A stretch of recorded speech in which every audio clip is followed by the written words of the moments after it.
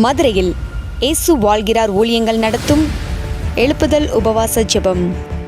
நாள் நவம்பர் 15. நேரம் காலை 9:30 மணி முதல் மதியம் 2:30 மணி வரை.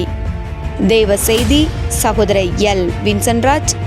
சாகிறவனுடைய சாவை தேவன் விரும்ப மாட்டார். நீங்க வாழணும், பிழைத்திருக்கணும், சுகமா இருக்கணும். கர்த்தர் விரும்புகிறார். உன்னுடைய ஊழியம் அவருக்கு தேவை, உன் ஜெபம் அவருக்கு தேவை. பாடல் ஆராதனை சகோதரி கலா வின்சென்ட்ராஜ். இடம் இயேசு அழைக்கிறார் Jebagopuram, bypass road, Palanganatham, PRC depot அருகில், மதுரை.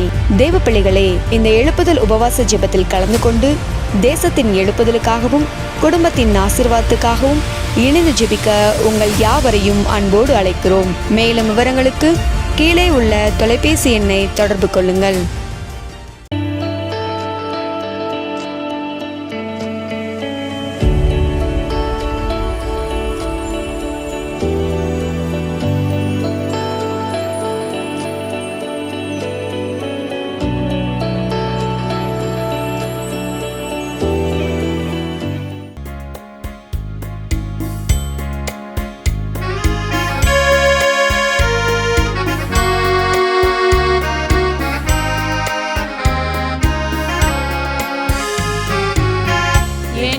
மறவா இயேசுநாதா, உந்தன் தயவால் என்னை நடத்தும்.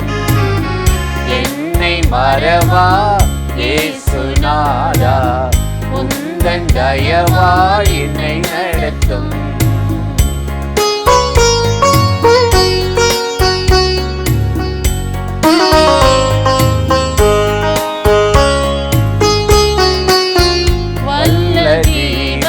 வாக்குத்தத்தங்கள் வரைந்தனக்காய் ஈந்ததாலே ஸ்தோத்திரம்.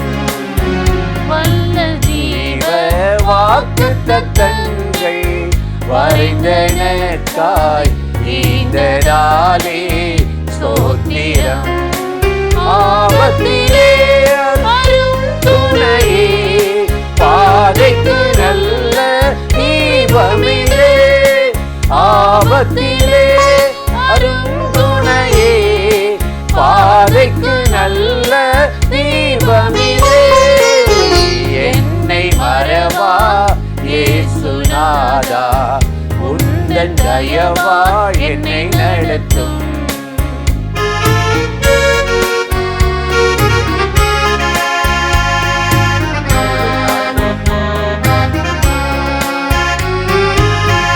பயப்படாதே, வழக்கரத்தாலே பாதுகாப்பே என்றதாலே ஸ்தோத்திரம். பயப்படாதே, வழக்கரத்தாலே பாதுகாப்பே என்றதாலே ஸ்தோத்திரம். பாசம் என்னே நீர் வைத்ததினால் பறிக்க இயலாதவருமென்னை. பாசம் என்னே நீர் வைத்ததினால் பறிக்க இயலாதவருமென்னை. என்னை மறவா இயேசுநாதா, உந்தன் தயவா என்னை நடத்தும்.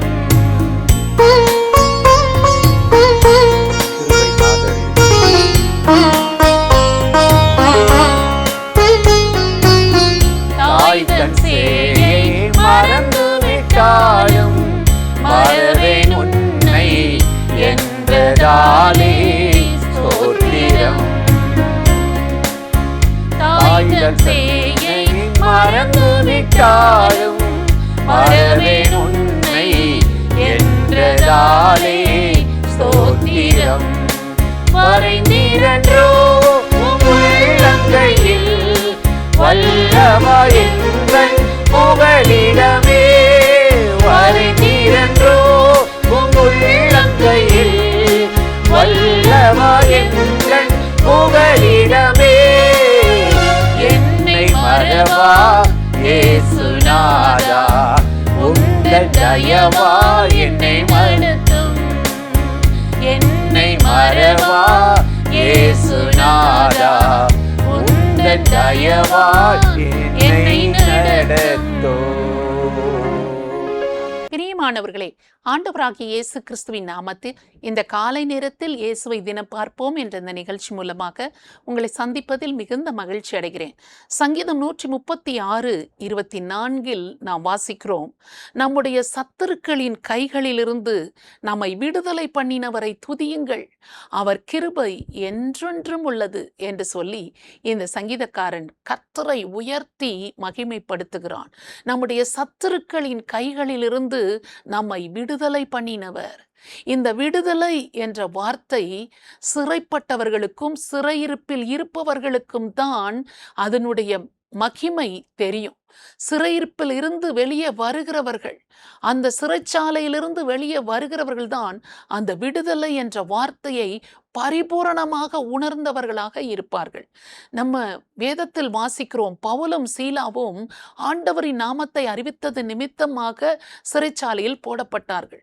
அவர்கள் கைகளில் விலங்குகள் மாட்டப்பட்டிருக்கிறது, கால்களில் விலங்குகள் மாட்டப்பட்டிருக்கிறது, சிறைச்சாலையின் உட்புறத்தில் அவர்கள் அடைக்கப்பட்டிருக்கிறார்கள். ஆனால் நள்ளிரவு வருகிற போது அவர்கள் தேவனை நோக்கி ஜெபம் பண்ணி கர்த்தரை உயர்த்தி துதிக்க ஆரம்பித்தார்களாம். அப்படி அவர்கள் துதிக்க துதிக்க சிறைச்சாலையின் அஸ்திபாரமே அசையும் அளவுக்கு தேவனுடைய வல்லமை வெளிப்பட்டது. இப்பொழுது கர்த்தர் அவர்களை விடுதலை பண்ணி வெளியே கொண்டு வரப் போகிறார். ஆனாலும் அங்கும் சிறைச்சாலையிலும் அவர்கள் தேவனுடைய ஊழியத்தை செய்துவிட்டு அங்கிருந்து கம்பீரமாய் அவர்கள் வெளியே வருகிறார்கள். கர்த்தர் அவர்களை எப்படி அந்த சிறைச்சாலையிலிருந்து, அந்த வேதனையான சூழ்நிலையிலிருந்து வெளியே கொண்டு வந்து கம்பீரமாய் நடத்தினார். அப்பொழுது அவர்கள் நம்முடைய சத்துருக்களின் கைகளிலிருந்து விடுதலை பண்ணினவரை துதியுங்கள், அவர் கிருபை என்றென்றும் உள்ளது என்று சொல்லி துதித்து கொண்டேதான் வெளியே வந்திருப்பார்கள். அதே போலதான் யோசேப்பு, அவனும் பொய்க்குற்றம் சாட்டப்பட்டு சிறைச்சாலையில் அவன் போடப்பட்டிருந்தான். இந்த சூழ்நிலை நடுவில் அவன் சிறைச்சாலையில் அநேக நாள் வருத்தத்தோடு, என் வாழ்நாள் முழுவதும் நான் இப்படியேத்தான் இருந்துவிடப் போகிறேனா கேள்விக்குறியோடு அவன் தத்தளித்துக் கொண்டிருக்கும் போது சத்துருக்களின் கைகளிலிருந்து விடுதலை பண்ணுகிறவர் அந்த யோசேப்பை வெளியே கொண்டு வந்தார். மிகுந்த கம்பீரமாக அவனை வெளியே கொண்டு வந்து அவனை ஆச்சரியமாக மேன்மைப்படுத்தி உயர்த்தினார். பார்வோனுக்கு அடுத்த ஸ்தானத்தில் அவனை கொண்டு வந்து மேன்மைப்படுத்தினார். எல்லா தேசங்களுக்கும் உணவு தானியங்களை கொடுக்கக்கூடிய மனிதனாக அவனை உயர்த்தினார் என்று சொல்லி நாம் வாசிக்கிறோம். இன்றைக்கு நம்முடைய வாழ்க்கையிலும் எத்தனையோ விதமான சிறையிருப்புகள் வருகிறது. நாம் ஒருவேளை சிறைச்சாலைக்கு போய் அந்த கடினமான பாதைகளில் கஷ்டப்படாமல் இருக்கலாம். ஆனால் இந்த சிறைச்சாலையை போன்ற எத்தனையோ விதமான சிறையிருப்பு, ஒருவேளை அது உங்கள் வாழ்க்கையில் இருக்கிற கடனாக இருக்கலாம். ஐயோ, எப்பொழுது இதிலிருந்து நான் வெளியே விடுதலையாக வருவேன், எப்போ கடனெல்லாம் கட்டி முடிச்சு நிம்மதியாக இருப்பேன், அது ஒரு சிறையிருப்பாக தான் உங்கள் வாழ்க்கையில் இருக்கிறது. ஒரு பாவ வல்லமையில், ஒரு அடிமைத்தனத்தில், ஒருவேளை குடிக்கோ மதுபானத்துக்கு போதை வஸ்துகளுக்கு அடிமைத்தனத்தில் சிக்கி, தவறான தொடர்புகளில் சிக்கி ஏதோ ஒரு சிறையிருப்பில் நாம் காணப்படுகிறோம். ஆனால் அதிலிருந்து கர்த்தர் நம்மை வெளியே கொண்டு வருகிற போது, அதிலிருந்து நம்மை காப்பாற்றுகிற போது, நாமும் கூட இந்த சத்துருக்கள் கைகளிலிருந்து என்னை விடுதலை பண்ணினவரை துதிக்கிறேன், அவர் கிருபை என்றும் உள்ளது என்று சொல்லும்படியாக தேவனாகிய கர்த்தர் நம் ஒவ்வொருவர் வாழ்க்கையிலும் நாம் அனுபவிக்கிற சிறையிருப்பு ஒவ்வொருவருக்கும் வித்தியாசமாக இருக்கலாம், வேறு வேறு விதமான பிரச்சனைகளாக இருக்கலாம். அந்த சிறையிருப்புகளில் இருந்து நம்மை விடுதலை பண்ணி வெளியே கொண்டு வருகிறவர், கம்பீரமாய் நடந்து வர பண்ணுகிறவர், நம்மை மேன்மைப்படுத்தி உயர்த்துகிறவர் தான் நம் ஆண்டவராகிய இயேசு கிறிஸ்து. நம்மை காப்பாற்றி நம்மை தப்புவித்து நம்முடைய தலையை அவர் உயர்த்துகிறவர். அதனால்தான் இந்த சங்கீதக்காரர் சொல்லுகிறார், நம்முடைய சத்துருக்களின் கைகளில் இருந்து நம்மை விடுதலை பண்ணினவரை துதியுங்கள், அவர் கிருபை என்றும் உள்ளது என்று அவர் சொல்லுகிறார். எந்த சிறையிருப்பு இருந்தாலும், எந்த கடினமான பாதையில் நீங்கள் போய்கொண்டிருந்தாலும், கர்த்தாவே நான் உம்மை துதிக்கிறேன், உம்முடைய கிருபை என்றும் உள்ளது என்று சொல்ல துவங்குங்கள். அப்பொழுது உங்கள் சிறையிருப்பு மாறுகிறதை நீங்கள் பார்ப்பீர்கள். பவுலும் சீலாவும் அப்படித்தான் துதித்தார்கள். இந்த சிறையிருப்புக்காக உமக்கு ஸ்தோத்திரம், இந்த விலங்குகளுக்காக உமக்கு ஸ்தோத்திரம், சிறைச்சாலையின் உட்புறத்தில் நாங்கள் அடைபட்டு கிடப்பதற்காக உமக்கு ஸ்தோத்திரம், எதெல்லாம் சொல்லி அவர்கள் துதித்தார்களோ கர்த்தர் சத்துருக்களின் கைகளிலிருந்து அவர்களை விடுதலை பண்ணி வெளியே கெம்பீரமாய் கொண்டு வந்தார். அதே ஆண்டவர் உங்கள் வாழ்க்கையில் இயேசு கிறிஸ்து உங்களை விடுதலை பண்ணி தப்புவிக்க வல்லவராக இருக்கிறார். அது எவ்வளவு பெரிய சிறையாக இருந்தாலும், எவ்வளவு கடினமானதாக இருந்தாலும், வெளிவர முடியாத சூழ்நிலையில் இருந்தாலும், நம்மை விடுதலை பண்ணுகிற நம் ஆண்டவர் இயேசு ஜீவனோடு கூட இருக்கிறார். நீங்கள் அவரை துதிக்கும் பொழுது அந்த விடுதலையை உணர்வீர்கள், காண்பீர்கள்.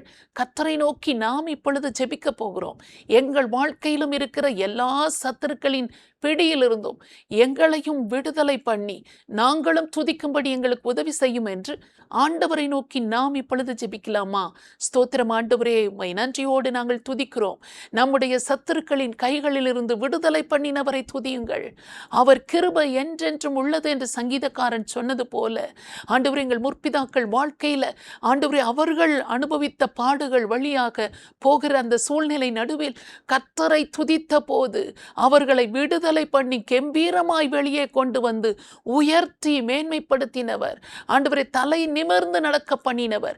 இப்பொழுதும் யாரெல்லாம் இந்த வார்த்தைகளை கேட்டு எங்கள் வாழ்க்கையில் இருக்கிற சிறையிருப்புகளும் சிறைச்சாலைகளும் ஆண்டவரே எங்களை விட்டு விலகும், எங்களையும் கர்த்தராகிய தேவன் நீர் விடுதலை பண்ணி கம்பீரமாய் வெளியே கொண்டு வருவீர், தப்புவிப்பீர் என்று இந்த வார்த்தைகளை விசுவாசித்து யாரெல்லாம் நம்பிக்கையோடு ஜெபிக்கிறார்கள் என்பதை நீர் கவனித்துக் கொண்டிருக்கிறீர். ஒவ்வொரு விதமான சிறையிருப்பிலிருந்தும் ஒவ்வொருவரையும் நீர் தப்புவித்து காப்பாற்ற வேண்டும்.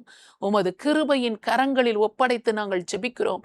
ஒவ்வொருவரையும் தப்புவித்து கனப்படுத்தும், மேன்மைப்படுத்தும். எங்கள் ஆண்டவராகிய இயேசு கிறிஸ்து நீர் உயிரோடு இருக்கிறீர். ஆண்டவரே, சிறைச்சாலையிலேயே சிறையிருப்பிலேயே வாழ்நாளை கழிக்கும்படி நீர் விடுவதில்லை. ஒவ்வொருவரையும் வெளியே கொண்டு வந்து விடுவிக்கிறவராக இருக்கிறீர். ஒவ்வொருவரையும் நீர் ஆசீர்வதிக்கும்படியாக, விடுவிக்கும்படியாக, தப்புவித்து கனப்படுத்தும்படியாக இயேசு கிறிஸ்துவின் நாமத்தில் ஜெபிக்கிறோம் நல்ல பிதாவே. ஆமேன்.